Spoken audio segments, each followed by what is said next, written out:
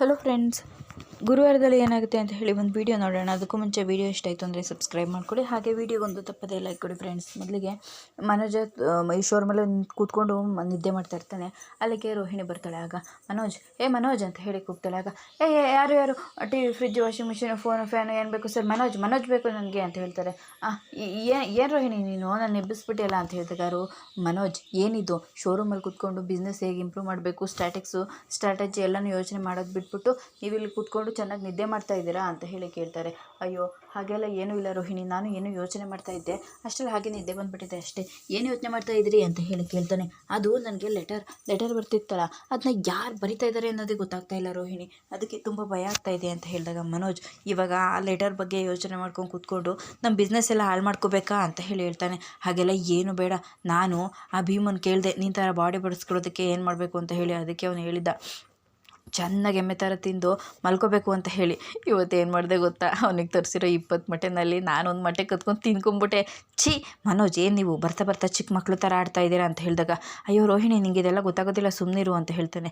ಅಷ್ಟರಲ್ಲಿ ಒಬ್ಬ ಫಕೀರ ಬಂದು ಶೋರೂಮಲ್ಲೆಲ್ಲ ಸಾಂಬ್ರಾಣಿ ಹಾಕ್ತಾ ಇರ್ತಾನೆ. ಆಗ ಯಾರಪ್ಪ ನೀನು ಅಂತ ಹೇಳಿದಾಗ, ನೋಡಿ ನಾನು ಸಾಂಬ್ರಾಣಿ ಹಾಕೋದಾಗ್ತೀನಿ, ನಿಮಗೆ ಬೇಕಿದ್ರೆ ನಿಮ್ಗೆ ಬೇಕು ಅನಿಸಿದಷ್ಟು ನಾ ಕೊಡ್ಬೋದು, ನಾನೇನು ಕೇಳಲ್ಲ ಅಂತ ಹೇಳಿದಾಗ, ಹಾಗಿದ್ರೆ ಹಾಕು ನನಗೇನು ಬೇಕಾಗಿಲ್ಲ, ನಾನೇನು ಕೊಡಲ್ಲ ಅಂತ ಹೇಳ್ತಾನೆ. ಹೌದೌದು ನೀವೇನು ಕೊಡೋದು ಬೇಡ, ನಿಮಗೆ ಯಾರೋ ಲೆಟರ್ ಕೊಡ್ತಾ ಇದ್ದಾರಲ್ಲ ಅವರು ಬೇಕು ಅಂತ ಅಂದರೆ ಇವತ್ತು ನೀವು ದೇವಸ್ಥಾನಕ್ಕೆ ಹೋಗಬೇಕು ಅಂತ ಹೇಳ್ತಾರೆ. ಏನೋ ನಾನು ಸಹಿಸೋನೆ ಅವನು ಅಂತ ಹೇಳಿ ನಿನಗೆ ಗೊತ್ತಾ ಅಂತ ಹೇಳಿದಾಗ, ಅವರೇ ನನಗೆ ಇಲ್ಲಿ ಕಳಿಸಿದ್ದು, ದೇವಸ್ಥಾನದಲ್ಲಿ ಸಂಜೆ 4 ಗಂಟೆಗೆ ಸಿಗ್ತಾರಂತೆ ಅಂತ ಹೇಳಿ ಹೇಳ್ತಾನೆ. ಆಗ ಏನು ಹೇಳ್ತಾ ಇದ್ದಾನೆ ರೋಹಿಣಿ ಇವನು ಅಂತ ಹೇಳಿದಾಗ, ಸರಿ ತಗೊಳಪ್ಪ ದುಡ್ಡು ಅಂತ ಹೇಳಿ ಕೊಟ್ಟು ಕಳಿಸ್ಬಿಡ್ತಾನೆ. ಮನೋಜ್ ಇದೆಲ್ಲ ಬೇಕಾ ನಿಮಗೆ? ಅದು ಯಾರೋ ಬಂದು ಏನೋ ಹೇಳ್ತಾರೆ ಅಂತ ಹೇಳಿ ಅದನ್ನೆಲ್ಲ ನಂಬ್ತಿರಲ್ಲ ನೀವು ರೋಹಿಣಿ, ನಿಂಗೆಲ್ಲ ಇದೆಲ್ಲ ಗೊತ್ತಾಗೋದಿಲ್ಲ, ನಂಬಲೇಬೇಕು. ಅವ್ನು ನಮ್ಗೆ ಅಷ್ಟೆಲ್ಲ ಯಾಮಾರಿಸ್ತಾ ಇದ್ದಾನೆ ಅಂತ ಅಂದಮೇಲೆ ನಾವು ಅದನ್ನು ನಮ್ಮದೇ ಇರೋದಕ್ಕಾಗತ್ತಾ ಅಂತ ಹೇಳಿ ಹೇಳ್ತಾನೆ. ಮನೋಜ್ ಇದೆಲ್ಲ ಬೇಡ ಅಂತ ಹೇಳಿದಾಗ, ಬೇಕು ಸುಮ್ಮನಿರು ರೋಹಿಣಿ, ಭೀಮನ್ ಕರ್ಕೊಂಡು ಸಂಜೆ 4 ಗಂಟೆಗೆ ದೇವಸ್ಥಾನಕ್ಕೆ ಹೋಗ್ತೀನಿ ಅಂತ ಹೇಳಿ ಹೇಳ್ತಾನೆ. ರೋಹಿಣಿಗೆ ತುಂಬಾ ಟೆನ್ಷನ್ ಆಗ್ತಾ ಇರುತ್ತೆ. ಈ ಕಡೆ ಶಾಂತಿ ಡ್ಯಾನ್ಸ್ ಕ್ಲಾಸ್ನಲ್ಲಿ ಹೇಳ್ಕೊಡ್ತಾ ಇರಬೇಕಿದ್ರೆ ರತಿ ಮದನ್ ಇಬ್ಬರು ಕೂಡ ಪಕ್ಕದಲ್ಲಿ ನಿಂತ್ಕೊಂಡು ಕೈ ಟಚ್ ಮಾಡ್ಕೊಂಡು ಡ್ಯಾನ್ಸ್ ಮಾಡ್ತಾ ಇರೋದನ್ನು ಅಬ್ಸರ್ವ್ ಮಾಡಿಬಿಡ್ತಾಳೆ. ರತಿ ನೀನು ಇಲ್ಲಿ ಮುಂದೆ ಬಾ ಅಂತ ಹೇಳ್ತಾರೆ. ಆಗ ಏನು ಡ್ಯಾನ್ಸರ್, ಅವ್ರನ್ನ ಮಾತ್ರ ಮುಂದೆ ಕರೆಸಿದ್ರೆ ನಾನು ಬರಬೇಕಾ ಅಂತ ಹೇಳಿ ಹೇಳ್ತಾರೆ. ಇಲ್ಲಪ್ಪ ಯಾಕೆ ಡ್ಯಾನ್ಸರ್, ನಾವು ಡ್ಯಾನ್ಸ್ ಸರಿಯಾಗಿ ಮಾಡ್ತಾ ಇಲ್ವಾ ಅಂತ ಹೇಳಿದಾಗ, ಇಲ್ಲ ನೀವಿಬ್ಬರು ತುಂಬ ಚೆನ್ನಾಗಿ ಡ್ಯಾನ್ಸ್ ಮಾಡ್ತಾ ಇದ್ದೀರಾ, ನಿಮ್ಮನ್ನು ನೋಡಿಕೊಂಡು ಉಳಿದಿರೋ ಸ್ಟೂಡೆಂಟು ಕಲ್ತ್ಕೋಬೇಕಲ್ವಾ, ಅದಕ್ಕೋಸ್ಕರ ಅಂತ ಹೇಳಿ ಹೇಳ್ತಾರೆ. ಆಗ ಸುಮ್ಮನಾಗಿ ಬಿಡ್ತಾಳೆ. ಈ ಕಡೆ ಬಂದು ರೂಮಲ್ಲಿ ಕೂತಿರ್ತಾಳೆ. ಅಲ್ಲಿಗೆ ಕಸ್ತೂರಿ ಬರ್ತಾಳೆ. ತಗೊಳ್ಳೆ ಶಾಂತಿ ಕಾಫಿ ಬಿಸ್ಕೆಟು ಅಂತ ಹೇಳಿ ಕೊಡ್ತಾಳೆ. ಅಲ್ಲ ನಾನು ನೋಡ್ತಾ ಇದ್ದೆ ಕಣೆ, ಯಾಕೆ ಆ ರತಿ ಮದನನ್ನು ಇಬ್ಬರನ್ನು ಕೂಡ ದೂರ ನಿಲ್ಲಿಸ್ತೆ ಅಂತ ಹೇಳಿದಾಗ, ಯಾಕೋ ನಂಗೆ ಅನುಮಾನ ಬಂತು ಕಣೆ, ನಾಳೆ ಏನೂ ಸಮಸ್ಯೆ ಆಗಬಾರ್ದಲ್ವ ಅದಕ್ಕೆ ಅಂತ ಹೇಳಿದಾಗ, ನಾನು ನೋಡ್ತಾ ಇದ್ದೀನಿ ಯಾವಾಗಲೂ ಆ ಮದನು ರತಿಯಿಂದನೇ ಸುತ್ತುತ್ತಾ ಇರ್ತಾನೆ. ಆ ಮೀನಾ ಇವಾಗಿನ ಕಾಲದಳು, ಅವಳು ಏನೋ ನೋಡಿ ಹೇಳಿದಾಳೆ ಅಂತಂದರೆ ಅದು ನಿಜನೇ ಆಗಿರುತ್ತೆ ಕಣೆ. ನಾಳೆ ಏನಾದರೂ ಹೆಚ್ಚು ಕಡಿಮೆ ಆಗಿ ಅವರಿಬ್ಬರು ಓಡೋದ್ರೆ ನಾಳೆ ಅವ್ರ ಮನೆಯವರೆಲ್ಲರೂ ಬರ್ತಾರೆ, ನಮ್ಮ ಮನೆ ಮುಂದೆ ನಿಂತ್ಕೊಂಡು ಪೊಲೀಸ್ನವ್ರನ್ನ ಕರೆಸಿದ್ರೆ ಏನೇ ಮಾಡೋದು? ನನ್ನ ಮಗ ಬೇರೆ ನನ್ನ ಬಗ್ಗೆ ಕಾಳಜಿ ತೋರಿಸ್ತಾ ಇಲ್ಲ, ಅಕ್ಕರೆ ತೋರಿಸ್ತಾ ಇಲ್ಲ, ಇನ್ನೂ ಇರೋದೊಂದೇ ಈ ಮನೆ ನನಗೆ, ಇದು ಹೊರಟೋದ್ರೆ ನನಗೇನೆ ಮಾಡೋದಕ್ಕಾಗುತ್ತೆ, ಮೊದಲು ಅವರಿಬ್ಬರನ್ನು ಇಲ್ಲಿಂದ ತೆಗ್ದಾಕ್ಬಿಡು ಅಂತ ಹೇಳಿದಾಗ, ಅದೇ ಕಸ್ತೂರಿ ನಾನಿವಾಗ ತೆಗ್ದಾಕಿದ್ರೆ ಆ ಮೀನಾ ಹೇಳಿರೋದಕ್ಕೆ ತೆಗ್ದಾಕಿದ್ದು ಅನ್ನಂಗೆ ಆಗಲ್ವೇನೆ, ಅದಕ್ಕೆ ನೀನು ಸುಮ್ಮನಿರು, ಪೊಲೀಸು ಗಿಲಿಸು ಅಂತ ನೀನು ಎದುರಿಸ್ಬಿಡ ಕಣೆ ಅಂತ ಹೇಳಿದಾಗ, ಏನೋ ನನಗೆ ನಮ್ಮ ಮನೆ ಉಳ್ಕೊಂಡ್ರೆ ಸಾಕು ಕಣೆ, ನೀನು ಫ್ರೆಂಡು ಅಂತ ನಾನು ಹಿಂಗೆ ಮಾಡಿದ್ದೀನಿ, ಏನಾದರೂ ಹೆಚ್ಚು ಕಡಿಮೆ ಆದರೆ ಶಾಂತಿ ಅಂತ ಹೇಳಿದಾಗ, ಹಾಗೆಲ್ಲ ಏನೂ ಆಗಲ್ಲ ಸುಮ್ಮನಿರೆ, ಇವಳೊಬ್ಳು ಎದುರಿಸ್ತಾಳೆ, ಸುಮ್ಮನೆ ಕುಡಿಯೋ ಕಾಫಿನಾ ಅಂತ ಹೇಳಿ ಸುಮ್ಮನೆ ಕಾಫಿ ಕುಡಿಯೋದಕ್ಕೆ ಹೇಳ್ತಾಳೆ. ಅವಳು ಕೂಡ ಬೇಜಾರು ಮಾಡ್ಕೊಂಡು ಕೂತ್ಕೋತಾಳೆ. ಈ ಕಡೆ ರೋಹಿಣಿ ಮತ್ತು ಮನೋಜ್ ಇಬ್ಬರು ಕೂಡ ಭೀಮನ ಕರ್ಕೊಂಡು ದೇವಸ್ಥಾನಕ್ಕೆ ಬರ್ತಾರೆ. ಮನೋಜ್ ಅವನು ಯಾವನೋ ಏನೋ ಹೇಳ್ದ ಅಂತ ಹೇಳಿ ಲೆಟರ್ಗೆಲ್ಲ ಎದುರ್ಕೊಂಡು ಈ ರೀತಿ ಇಲ್ಲಿಗೆ ಬಂದು ಹುಡುಕ್ತಾ ಇದ್ದಿರಲಿಲ್ಲ, ಇದೆಲ್ಲ ಸರಿನಾ ಅಂತ ಹೇಳಿದಾಗ, ಏನಿಗೆ ಇದೆಲ್ಲ ಗೊತ್ತಾಗೋದಿಲ್ಲ ಬಾ ರೋಹಿಣಿ ಅಂತ ಹೇಳಿ ಹೇಳ್ತಾನೆ. ಅಲ್ಲಿ ದಿನೇಶ ಸ್ವಾಮೀಜಿ ವೇಷ ಹಾಕ್ಕೊಂಡು ಎಲ್ರಿಗೂ ಒಳ್ಳೇದಾಗಲಿ ಅಂತ ಹೇಳಿ ಹೇಳ್ತಾ ಇರ್ತಾನೆ. ಅದನ್ನ ನೋಡಿ, ಅಯ್ಯೋ ಅಲ್ಲಿ ಯಾರೋ ಮಹಾಪುರುಷರಿದ್ದಾರೆ, ಬಾ ಕೈ ಮುಗಬೇಕು ಅನ್ನಿಸ್ತಾ ಇದೆ ಅಂತ ಹೇಳಿದಾಗ ರೋಹಿಣಿಗೆ ನೋಡಿ ಶಾಕ್ ಆಗಿಬಿಡುತ್ತೆ.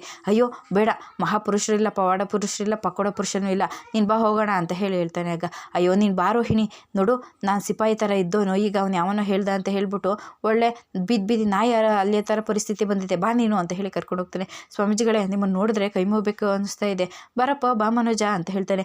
ಏನೋ ನಾನು ಮನೋಜ, ನನ್ನ ಹೆಸರು ಗೊತ್ತಾ ಅಂತ ಹೇಳಿದಾಗ, ನಂಗೆ ದಿವ್ಯ ದೃಷ್ಟಿಯಿಂದ ಎಲ್ಲ ಗೊತ್ತಾಗುತ್ತೆ ಕಣಪ್ಪ, ಹಾಗಿದ್ರೆ ನನಗೆ ಯಾವನೋ ಲೆಟ್ರ್ ಬರಿತಾ ಇದ್ದಾನೆ, ಅವನು ಯಾರು ಅಂತ ಗೊತ್ತಾಗುತ್ತಾ ಅಂತ ಹೇಳಿದಾಗ, ಮುಖ ನೋಡಿದೆ ಹೇಗಪ್ಪ ಹೇಳೋದಕ್ಕಾಗತ್ತೆ, ಯಾರೋ ಬರಿತಾ ಇದ್ದಾರೆ, ನನಗೂ ಕೂಡ ಅವನು ನೀನು ಇಲ್ಲಿಗೆ ಬರ್ತೀಯ ಅಂತ ಗೊತ್ತಾಗೇನೆ ಇದು ಎಂಥದ್ದೋ ಒಂದು ಪತ್ರ ಕೊಟ್ಟೋಗಿದ್ದಾನೆ ತಗೋ ಅಂತ ಹೇಳಿದಾಗ, ಹುಡುಕ್ತಾ ಇದೆಯಾ, ಹುಡುಕು ನಿನ್ನ ಮನಸ್ಸಿಗೆ ನೆಮ್ಮದಿ ಇರಬಾರ್ದು, ಹುಡುಕ್ತಾನೇ ಇರು, ಹುಡುಕು ಅಂತ ಹೇಳಿ ಬರೆದಿರ್ತಾನೆ. ಹುಡುಕು ಅಂತ ಒಳ್ಳೆ ಕುಡುಕ್ ನನ್ನ ಮಗ ಬಡ್ದಂಗೆ ಬರ್ದೋನೆ, ಏನು ಹುಡ್ಕೋಕ್ಕಾಗುತ್ತೆ, ಮಕ ನೋಡಿಲ್ಲ ಮೂತಿ ನೋಡಿಲ್ಲ ಅಂತ ಹೇಳಿ ಹೇಳ್ತಾ ಇರ್ತಾನೆ.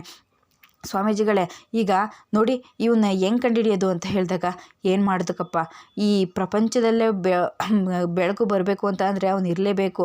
ಎಲ್ಲ ಜೀವಿಗಳಿಗೆ, ಹಕ್ಕಿ ಪಕ್ಷಿಗಳಿಗೆ, ಮೊಗ್ಗು ಹೂವಾಗೋದಕ್ಕೆ, ಹೂವು ಕಾಯಾಗೋದಕ್ಕೆ ಅವನು ಇರಲೇಬೇಕಪ್ಪ ಅಂತ ಹೇಳಿದಾಗ, ಅಣ್ಣ ಅಣ್ಣ ಅಂತ ಹೇಳ್ತಾನೆ. ಏನು ಅಂತ ಹೇಳಿದಾಗ, ಸಾರ್ ಅವ್ರು ಹೇಳ್ತಾ ಇರೋದು ಸೂರ್ಯ ಅಂತ ಹೇಳಿದಾಗ, ಏನು ಸೂರ್ಯನಾ ಅಂತ ಹೇಳಿದಾಗ, ಯಾವ ನನ್ನ ಮಗಂಗೆ ಗೊತ್ತು, ಏನು ಗುರುಗಳು ಹೇಳಿದ್ರಿ, ಅವನೇ ಅಂತ ಹೇಳ್ತಾರೆ.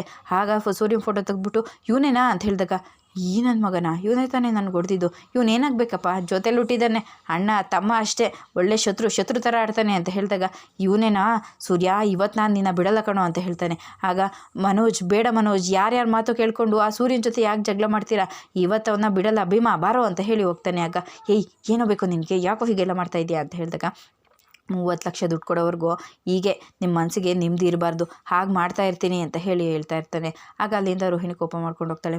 ಬೇಡ ಮನೋಜ್ ಅಂತ ಹೇಳಿದಾಗ, ಅಮ್ಮ ಬಾರಮೈಲಿ ಅಂತ ಹೇಳಿ ಜೋರಕ್ಕೆ ಹೋಗ್ತಾನೆ. ಬರ್ತಾನೆ. ಏನು ನಿಂತು ಅಂತ ಹೇಳಿದಾಗ, ರವಿ, ಶ್ರುತಿ, ಅಪ್ಪ ಎಲ್ಲ ಬನ್ನಿ ಇಲ್ಲಿ, ಸೂರ್ಯ ನೀನು ಬಾರ ಇಲ್ಲಿ, ಹುಡುಗಿ ನೀನು ಬಾ ಇಲ್ಲಿ ಅಂತ ಹೇಳ್ತಾನೆ. ಸೂರ್ಯ ಇರೋದಿಲ್ಲ. ಆಗ ಏನಪ್ಪ ಅಂತ ಹೇಳಿದಾಗ, ಅಪ್ಪ ಇವತ್ತು ನನಗೆ ಆ ಲೆಟ್ರ್ ಬರಿತಾ ಇದ್ದಾನೆ, ಯಾವನು ಅಂತ ಗೊತ್ತಾಯ್ತು ಕಣಮ್ಮ. ಗೊತ್ತಾಯ್ತಾ, ಯಾವನು ಅಂತ ಹೇಳಿದಾಗ, ಅದಕ್ಕೆ ಇವತ್ತು ಎಲ್ಲ ನಿರ್ಧಾರ ಆಗಬೇಕು ಅಂತ ಹೇಳಿಗೆ ಬಂದಿರೋದು. ಇವತ್ತು ಈ ಹುಡುಗಿ ಗಂಡ ಇಬ್ಬರು ಮನೇಲಿ ಇರಬಾರ್ದು, ಬಿಟ್ಟು ಹೋಗ್ತಾ ಇರಬೇಕು ಅಂತ ಹೇಳಿದಾಗ, ನೀವ್ಯಾರಿ ನನ್ನ ಮನೆ ಬಿಟ್ಟು ಹೋಗು ಅಂತ ಹೇಳೋದಕ್ಕೆ, ಈ ಮನೆಯಲ್ಲಿ ನನ್ನ ಗಂಡನ ಮನೆ ಬಿಟ್ಟು ಹೋಗು ಅಂತ ಹೇಳಿದರೆ ಒಂದು ಕ್ಷಣ ಯೋಚನೆ ಮಾಡದೆ ಇಲ್ಲಿಂದ ಹೋಗ್ತೀನಿ, ಬೇರೆ ಯಾರು ಹೇಳಿದ್ರು ಕೇಳಲ್ಲ ಅಂತ ಹೇಳಿದಾಗ, ಬಂದ್ಬಿಡು ಅಮ್ಮಣ್ಣೆ, ಇದು ನನ್ನ ಮನೆ ಅಂತ ಹೇಳಿದಾಗ, ಇದರಲ್ಲಿ ನನಗೂ ಹಕ್ಕಿದೆ. ಹೌದೌದು, ಕಿಟಕಿ ಪಕ್ಕಕ್ಕೂ ಹಕ್ಕಿ ಗೂಡು ಕಟ್ಕೊಂಡಿರೋ ಹಕ್ಕಿ ಎಲ್ಲ ನನಗೂ ಹಕ್ಕು ಇದೆ ಅನ್ನೋ ಒಂಥರ ಆಗ್ಬಿಡ್ತು, ಇದು ನಂದು ಕಡೆ ಮನೆ ಅಂತ ಹೇಳ್ತಾಳೆ. ಶಾಂತಿ, ಬಾಯಿ ಮುಚ್ಕೊಂಡು ಸುಮ್ಮನೆ ನಿಂತ್ಕೊಳ್ಳೆ. ಯಾವನ ನಿಂಗೆ ಲೆಟ್ರ್ ಬರೆದಿದ್ದು, ಇವನು ಯಾರೋ ಇಷ್ಟು ದೊಡ್ಡ ಮನುಷ್ಯ, ರಾಕ್ಷಸನ ಅಂತ ಕರ್ಕೊಂಡು ಬಂದಿದ್ಯಾ, ಇವನು ನನ್ನ ಬಾಡಿ ಗಾರ್ಡು. ಇತ್ತೀಚೆಗೆ ನಂಗೆ ಲೆಟ್ರ್ ಬಂದು ನನ್ನ ಜೀವಕ್ಕೆ ಏನೋ ತೊಂದರೆ ಇದೆ ಅಂತ ಅನ್ನಿಸ್ತಲ್ಲ, ಅದಕ್ಕೆ ಇವನ್ನ ಸೆಕ್ಯೂರಿಟಿಗೆ ಇಟ್ಕೊಂಡಿದ್ದೀನಿ. ಒಬ್ಬೊಬ್ಬೊಬ್ಬ ಈ ರೌಡಿನೆಲ್ಲ ಮನೆ ಒಳಗಡೆ ಕರ್ಕೊಂಡು ಬರಬೇಕಾ, ರೌಡಿ ಅಲ್ಲಪ್ಪ ಇವನು, ನನ್ನ ಬಾಡಿ ಗಾರ್ಡು ಅಂತ ಹೇಳ್ತಾರೆ. ಯಾವನಾಗಲಿ ಮೊದಲು ಆಚೆ ಕಳಿಸೋ ಅಂತ ಹೇಳ್ತಾ ಇರ್ತಾನೆ. ಆಗ ಸುಮ್ಮನಿರಪ್ಪ, ಇವತ್ತು ಲೆಟ್ರ್ ಬರೆದಿರೋಂಗಿದೆ ಮಾರಿ ಹಬ್ಬ, ಹೇಳ್ತೀನಿ ಅಂತ 1 ಗಂಟೆಯಿಂದ ಹೇಳ್ತಾ ಇದೆಯಾ, ನೀನು ಹೇಳಿದ್ಮೇಲೆ ಶುರು ಆದಮೇಲೆ ಕರೀರಿ, ಬರ್ತೀನಿ, ಎಲ್ಲವರೆಗೂ ನಾನು ಮಲಗಿರ್ತೀನಿ ಅಂತ ಹೇಳಿದಾಗ, ಅಪ್ಪ ಹೇಳ್ತೀನಿ ಇರಪ್ಪ ಅಂತ ಹೇಳ್ತಾರೆ. ನೀನು ಹೇಳಪ್ಪಕ್ಕಂತ, ಹೇಳಪ್ಪಕ್ಕಂತ ನೀನು ಅಂತ ಹೇಳ್ತಾರೆ. ಆಗ ಅದು ಅಪ್ಪ ಲೆಟ್ರ್ ಬರೆದಿದ್ದು, ಹೇಳ್ತೀಯೋ ಇಲ್ವೋ,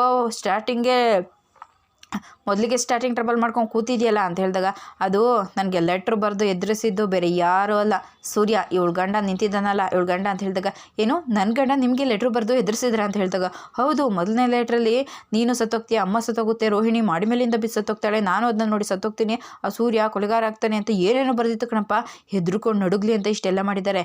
ಇವರಿಬ್ಬರು ಮನೆ ಬಿಟ್ಟು ಹೋಗ್ತಾ ಇರಬೇಕು, ಇಲ್ಲ ನಾನು ಮನೆಯಲ್ಲಿ ಇರಲ್ಲ ಅಂತ ಹೇಳ್ತಾ ಇರ್ತಾರೆ. ಆಗ ಫೋನ್ ಮಾಡಿ ಕರಿಯೇ ಅಂತ ಹೇಳ್ತಾ ಇರ್ತಾನೆ. ನಾನು ಯಾಕ್ರಿ ಕರಿಬೇಕು ಅಂತ ಹೇಳಿದಾಗ, ಇವತ್ತು ನಿಮ್ಮಿಬ್ಬರಿಗೂ ಈ ಮನೆಯಲ್ಲಿ ಜಾಗ ಇಲ್ಲ ಅಂದರೆ ಇವನ ಕೈಲಿ ನಿನ್ನ ಎತ್ತಿ ಹೊರಗಡೆ ಬಿಸಾಕಿಸ್ಬಿಡ್ತೀನಿ. ಭೀಮಾ ಅಂತ ಹೇಳ್ತಾರೆ. ಮುಚ್ಚೋ ಬಾಯಿ, ಯಾವನಾದರೂ ನನ್ನ ಸೊಸೆ ಮೇಲೆ ಕೈ ಇಟ್ಟಿದ್ರೆ ಹಂಗೆ ಮುರಿದಾಕ್ಬಿಡ್ತೀನಿ ಕೈಯ, ನನ್ನ ದಾಡ್ಕೊಂಡು ಬರಬೇಕು ಅಂತ ಹೇಳಿದಾಗ, ಬಾರೋ ಬಾ, ಮೊದಲು ನನ್ನ ಸೈಸು, ನಿನಗೂ ನಿಮ್ಮ ಅಮ್ಮಗೂ ಬೇಕಾಗಿರೋದು ಅದೇ ಅಲ್ವೇನೋ, ಬಾರೋ ಅಂತ ಹೇಳಿದಾಗ, ಅಯ್ಯೋ ರೀ ಅಂತ ಹೇಳಿದಾಗ, ಮುಚ್ಚೆ ಬಾಯಿ, ಯಾವನೋ ರೂಢಿ ಬಂದು ಮನೆ ಸೊಸೆ ಮೇಲೆ ಕೈ ಇಡ್ತಾ ಇದ್ರೆ ನೋಡ್ಕೊಂಡು ಸುಮ್ಮನೆ ನಿಂತಿದೆಯಲ್ಲ ನೀನೊಬ್ಳು ಹಿಂಸೆನೆ ಅಂತ ಹೇಳ್ತಾ ಇರ್ತಾನೆ.